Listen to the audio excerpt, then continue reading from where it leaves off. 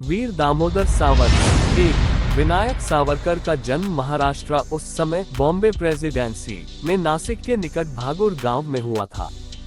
2, उनकी माताजी का नाम राधाबाई तथा पिताजी का नाम दामोदर पंत सावरकर था। इनके 2 भाई गणेश बाबाराव व नारायण दामोदर सावरकर तथा एक बहन नैनाबाई थी। 3, जब वे केवल 9 वर्ष के थे तभी हैजे की महामारी में उनकी माताजी का देहांत हो गया।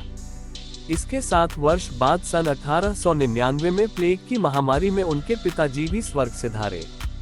4, इसके बाद विनायक के बड़े भाई गणेश ने परिवार के पालन पोषण का कार्य संभाला। दुख और कठिनाई की इस घड़ी में गणेश के व्यक्तित्व का विनायक पर गहरा प्रभाव पड़ा। 5, विनायक ने शिवाजी हाई स्कूल नासिक से 1901 में मैट्रिक की परीक्षा पास की।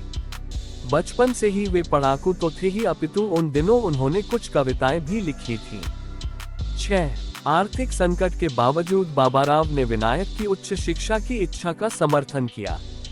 इस अवधि में विनायक ने स्थानीय नवयुवकों को संगठित करके मित्र मेलों का आयोजन किया। 7, शीघ्र ही इन नवयुवकों में राष्ट्रीयता की भावना के साथ क्रांति की ज्वाला जाग उठी।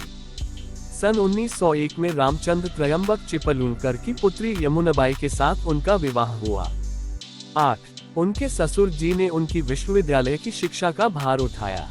1902 में मैट्रिक की पढ़ाई पूरी करके उन्होंने पुणे के फर्ग्यूसन कॉलेज से BA किया। 9, लंदन में रहते हुए उनकी मुलाकात लाला हरदयाल से हुई, जो उन दिनों इंडिया हाउस की देखरेख करते थे। 10, 1 जुलाई 1909 को मदनलाल ढींगरा द्वारा विलियम हटकरजन वायली को गोली मार दिए जाने के बाद उन्होंने लंदन टाइम्स में एक लेख भी लिखा था। 11, 13 मई 1910 को पेरिस से लंदन पहुंचने पर उन्हें गिरफ्तार कर लिया गया, परंतु 8 जुलाई 1910 को MS मोरिया नामक जहाज से भारत ले जाते हुए सीवा होल के रास्ते ये भाग निकले। 12, 24 दिसंबर 1910 को उन्हें आजीवन कारावास की सजा दी गई। इसके बाद 31 जनवरी 1911 को इन्हें दोबारा आजीवन कारावास दिया गया।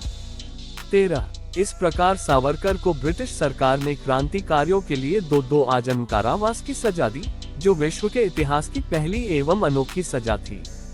14, नासिक जिले के कलेक्टर जैक्सन की हत्या के लिए नासिक षड्यंत्र कांड के अंतर्गत इन्हें 7 अप्रैल 1911 को काला पानी की सजा पर सेलुलर जेल भेजा गया। 15, 26 फरवरी 1966 को बंबई में भारतीय समयानुसार प्रातः 10 बजे उन्होंने पार्थिव शरीर छोड़कर परमधाम को प्रस्थान किया। हमारी वीडियो आपको अच्छी लगे तो लाइक, शेयर और चैनल को सब्सक्राइब करें। इसी तरह के और रोचक कहानियां, किस्सों और जानकारियों को जानने के लिए धन्यवाद।